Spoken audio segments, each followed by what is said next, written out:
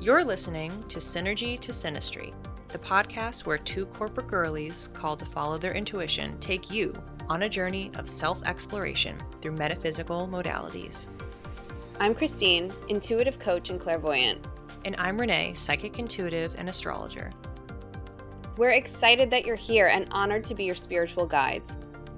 If you enjoy this podcast, make sure to subscribe, rate, and review wherever you listen.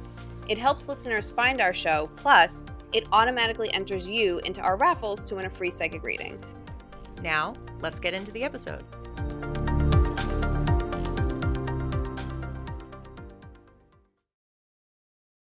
Welcome back, listeners. We know we kept you on the edge of your seat last week, but the wait is finally over. We're picking up right where we left off in our conversation with Christian on Quantum Hypnosis, where I had asked her to share a memorable experience from one of her sessions. Yeah, exactly. So let's get comfortable, take a deep breath, and transition into that theta wave state as we drop into the conclusion of our interview with Christian.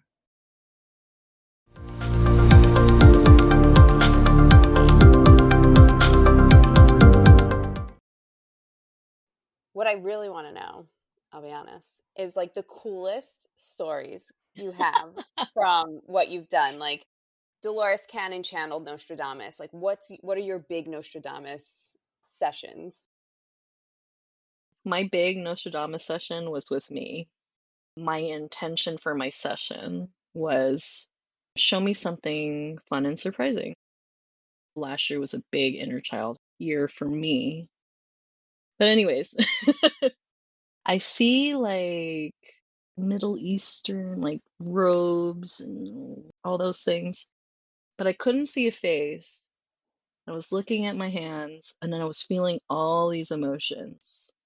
And then what came through was I was experiencing the human experience of Jesus, the feelings he had during his life. He was an amazing intuitive, right? Spiritual. And that gave me such a lens back to my Catholic wounding. It was like everything in Catholicism is bad. I had such a terrible experience growing up. I couldn't be my authentic self through it. And I'm sorry, that might be triggering for some people to hear, but that's the experience I had. Technically, all of that came after Jesus. All these things happened to him. We're still projecting onto him. And his message is still the same if you go back to the core. Like, he's here for love. It's been really interesting because as my journey has unfolded, my sister became baptized as Christian, and I was like, oh no, like what's going to happen with our relationship? I'm so esoteric, woo, etc. I will start saying things like I didn't know yet that she was going in this direction until I was like, hey, like, oh, I wonder what the astrology is. And then she was like, I don't feel comfortable like talking about that because I'm going to be baptized. And then realizing that what if religion is evolving too? The perceptions of religion is evolving too. What if moving forward, bringing old energy into what religion is now? I've met people who live hybrid spiritual lives. They are Catholic and are psychic. That being said, my sister shares a lot of things with me from the Bible in our daily conversation. It's talking about the same things I believe in. She sent me a beautiful excerpt from her Bible app yesterday, and it ended with, we are our vessel, our bodies, like Christ brought God within us in the spiritual sense. And we are earth and spiritual manifest. Not those same words, but that's what it ended with. And I was like, we all believe the same things. We just have our pre-programmed beliefs about this other, like, what does it mean to be religious? You're bringing up so much good, juicy stuff for me because I too was raised Catholic. And I took some time away from the Catholic Church for a while, and I realized my issue was never actually with the religion itself. My issue was always with how it's being interpreted in an earthly way. I was so upset that there were only altar boys and there were not altar girls. Why couldn't I be an altar girl? Why Oh my couldn't I God. participate? So adorable. And like, I was like 6. Like, I remember going to church with my dad, and I was just like, this doesn't make sense. And again, now looking back, I'm very happy I was not part of that. Jesus loved and respected everybody, but the church decided like only men were going to be in positions of power. I had not exactly the same experience as Christine, where I was questioning about, I want to be an altar girl or something. I did not.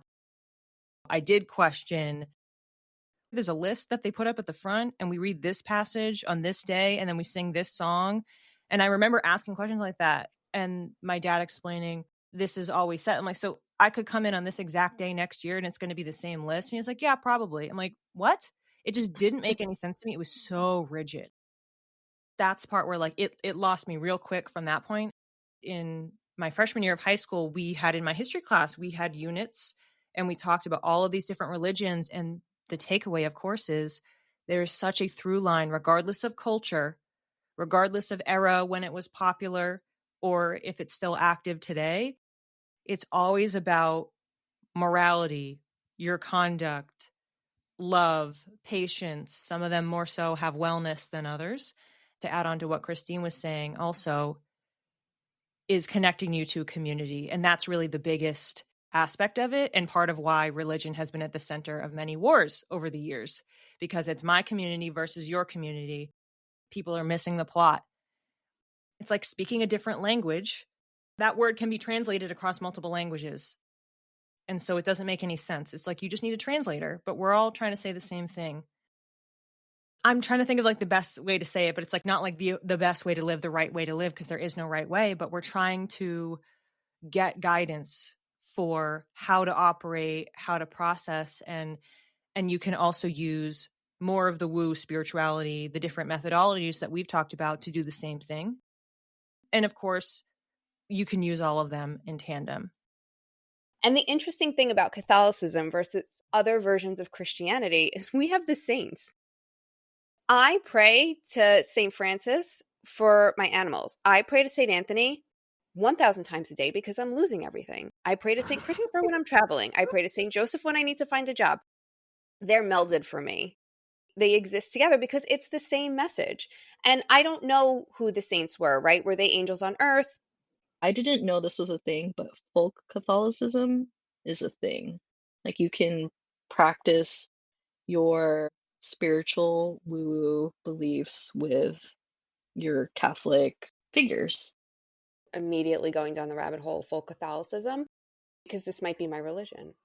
Yeah, right? I think you're practicing it. You just didn't know that's what it's called. That makes so much sense. Wow. I always say religion is a different way to get to the top of the mountain. We're all looking to be enlightened and be our best selves in some way. You can choose the religion of nature. You can choose the religion of Catholicism. You can choose to be Hindu, Buddhist, Jewish, Islamic, whatever. I feel like when we lean towards the more empowered side, which is to be the best versions of ourselves and to continue to grow and learn, we all make our way up the mountain. So I really appreciate that you've shared that. Thank you, Christian, for joining us on the podcast today. Great conversation. So excited for the listeners to hear this. We will include this information in the show notes. Can you please share where our listeners can find you and work with you and all that good stuff? I live mostly on Substack. You'll see the links in the show notes. I'm on Blue Sky, which is might be in it more. I do have TikTok. You can email me too. So yeah, just like reach out to me. I don't ever know what I'm planning ahead of time. Thank you so much, Christian. I had no idea where the conversation was going to go, but it just feels so like nourishing and fulfilling. So thank you for the work that you do. I want to do another session. I encourage our listeners to do a session. And I think it all comes back to the quantum part. Everything is connected in some way. Find out what your soul is trying to tell you and then go out there and do it. Christian and I collaborated back in February of this year on a divination card workshop. So that's available for free for download in the shop on my website. And then it's available on your Substack. Same thing, you have the video recording. Substack and YouTube. So if anybody wants to check that out, it's a hour-long interactive session. So there's a little history lesson up top about tarot and oracle cards. We share stories, tips, and experiences. And then there are prompts that you can use to practice pulling cards for yourself. Thank you. Thank you guys for having me on. And I'm like really glad that I got to we could have this group combo. This is so great. Yeah. Because I was working with you individually and now we're like in this cool symbiotic energetic relationship, having a cool conversation. So yay! Loved it.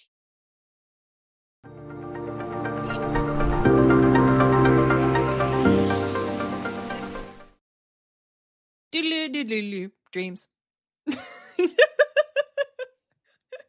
Time for dreams. I love an a cappella intro. So this week, the dream that I'm going to highlight, I dreamed that I was in the water with manta rays. What's a manta ray? Oh, Is that just a stingray or is that different? That's a great question.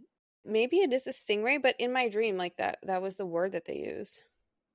But it is a real thing. Like you didn't make it up in your dream. No, it's a really Okay. I love that you have to check with me. In Sweden, the last names are Gustav's daughter. Just kidding. That might not be true. I have to check with my friend. But it was actually true. It was I true. I dreamt that I was in the water with manta rays. And a huge wave came and I got caught up with the manta rays and maybe I got stung because I was aware that I also died and came back to life. Let's look at the symbolism in this dream. When you dream of death, that is a sign of inner changes, transformation, self-discovery, and positive development that could be happening within you or within your life. It's also a sign that you're undergoing a transitional phase and are becoming more enlightened or spiritual. And more importantly, big changes are coming and you are leaving the past behind. It kind of reminds me of when you get the death or the tower card in tarot and you get really nervous. It's scary, but at the same time, you're like, oh, well, it's only getting rid of things that aren't supposed to be here. I think I heard so much about the fact that people are scared of it. I'm not freaked out by it at all because I know the interpretations. You're just letting things go and changes happening. It's okay, it's whatever, not a big deal. Yeah, what are you going to do? Okay, so that's death. Waves tend to represent cleansing, renewal, clarity, and manta rays. I didn't know that I was going to find a clear definition on this, but sure enough, on dreammoods.com, there is one. Manta rays signify emotional freedom. You're navigating through your emotions with ease. My dream's telling me, yes, there's a change and a transformation happening. Yes, it's coming with renewal and clarity.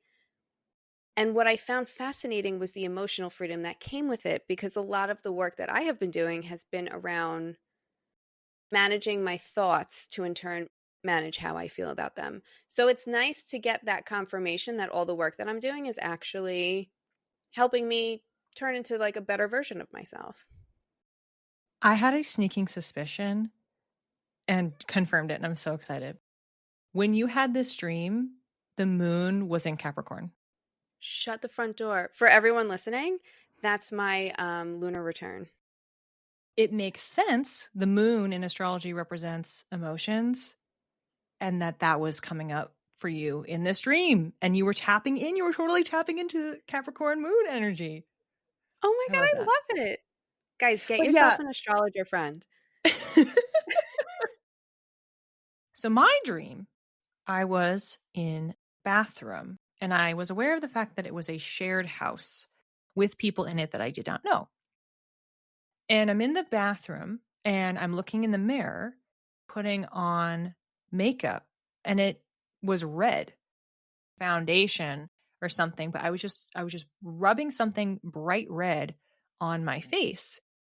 And there was a guy in this bathroom to my right. He starts talking to me and he was kind of making advances. And so I was yelling and getting prepared to like fight this guy off. And in my head, I was like, I can take this guy. And then fortunately he backed off. And that was what I remembered from this dream.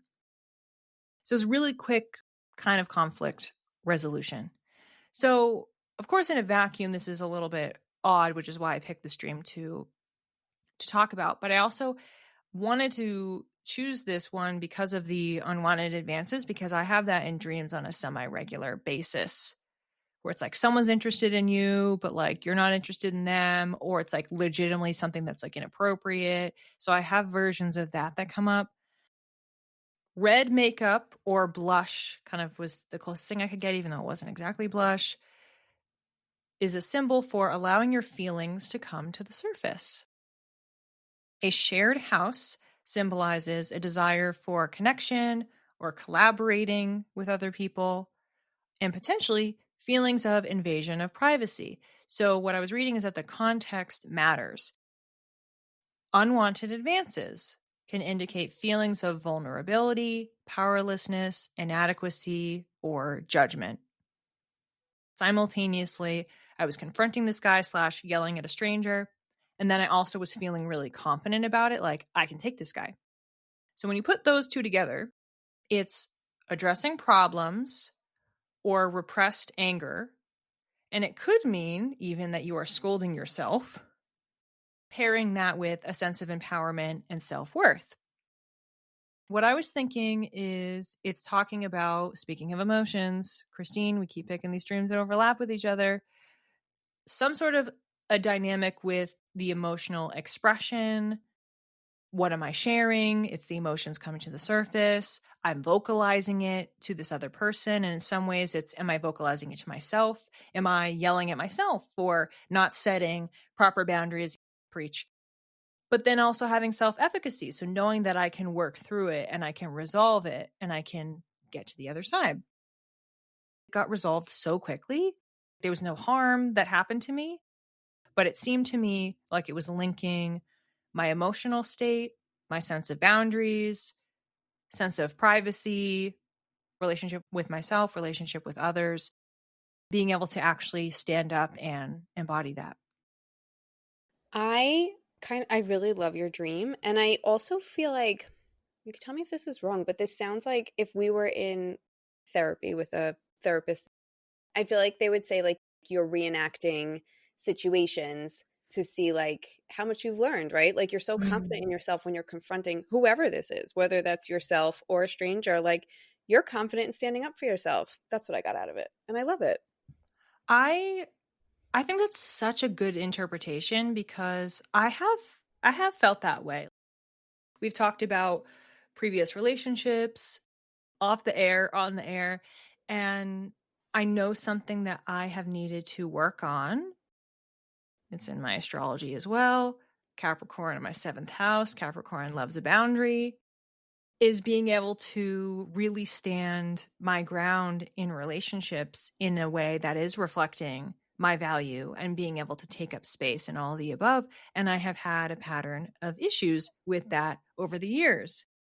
And in this vacuum period of time, extended period of time of being single again, and really processing not even just this last relationship, but what was presented through many prior to that, my standards are shifted. It's things I knew, but I wasn't like doing it with such deep conviction. So when I'm talking to people on apps and I'm looking at things, I'm just like, hard pass. No. I've seen this film before, to quote Taylor Swift. I feel that way. I've had growth in this area. Not to toot our own horns, but it sounds like we're both making like really good progress in our inner world. So toot. I don't know the date from this, but I just was talking about Capricorn 2 seconds ago, and then I was talking about Capricorn for yours too. I didn't even realize that.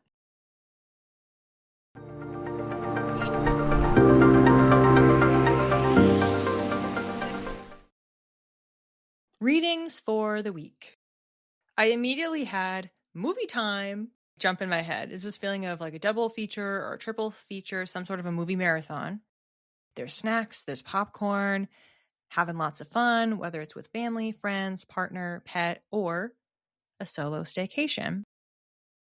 And I was brought into this visual of the film reel moving, and it was black and white, and it started shuddering a little bit. And then I was brought out to the actual projector machine, and it was stopping.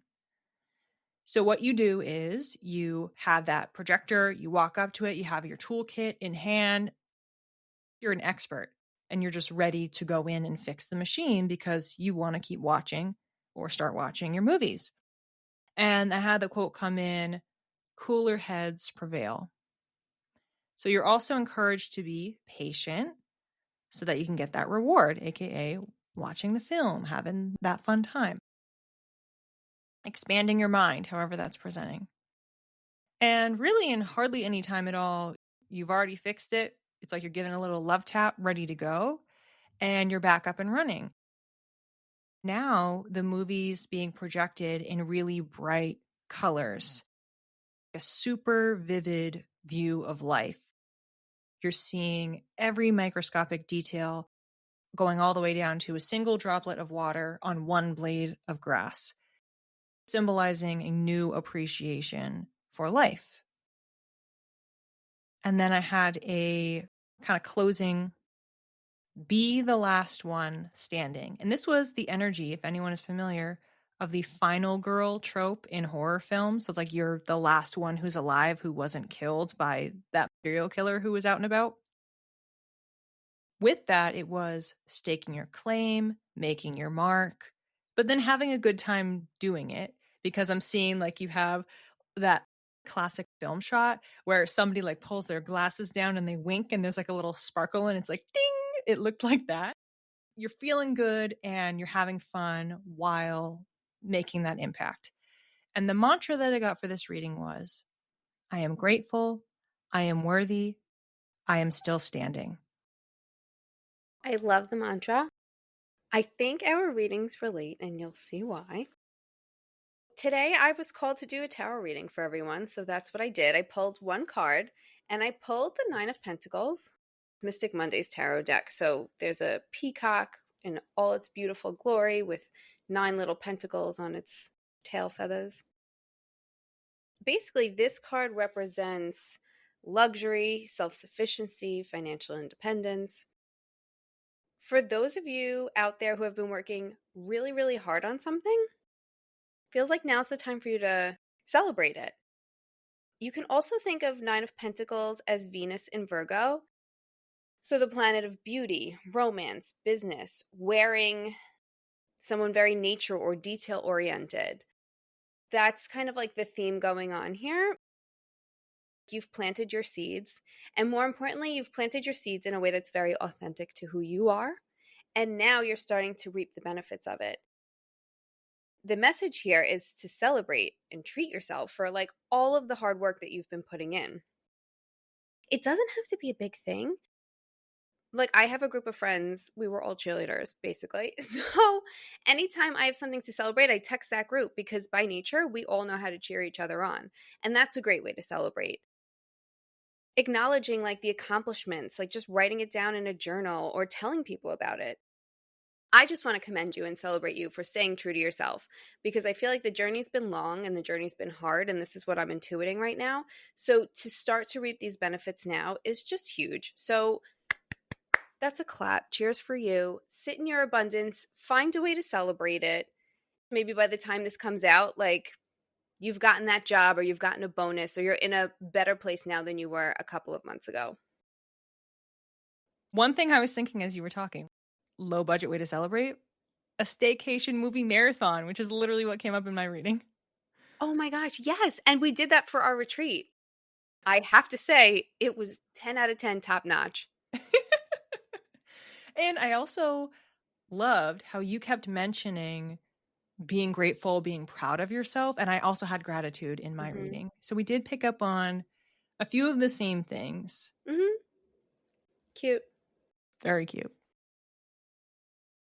Thanks for listening. If you'd like to learn more, the resources we used to prepare for this episode are listed in the show notes. If you're curious to develop your intuition, we've partnered with the Nirvana Be Light program to give our listeners a $500 discount on tuition fees. Email us for more details and we'll connect you with the founder, Deganit Noor. Want to connect with us? You can reach me, Christine, at Channeled by Christine with 1 L on Instagram. And you can reach me, Renee, at _read by Renee, or connect with us both via email at synergytosynastry@gmail.com. Keep your spirit curious and your aura sparkling. We'll see you when the stars next align. All right, sweet. Okay. Sorry, hold on. I have fucking... All right, I'll come back to my question. Right when you want to say something, there's sirens. Can we leave it in? Can we leave it in just for Christian? Christian loves my sirens. Yeah, I love her fucking sirens. I think they're going away. What were we just talking about? Why is my brain not working? What were we just talking about? That's okay. Maybe- My brain's not working either. But I had a really good question.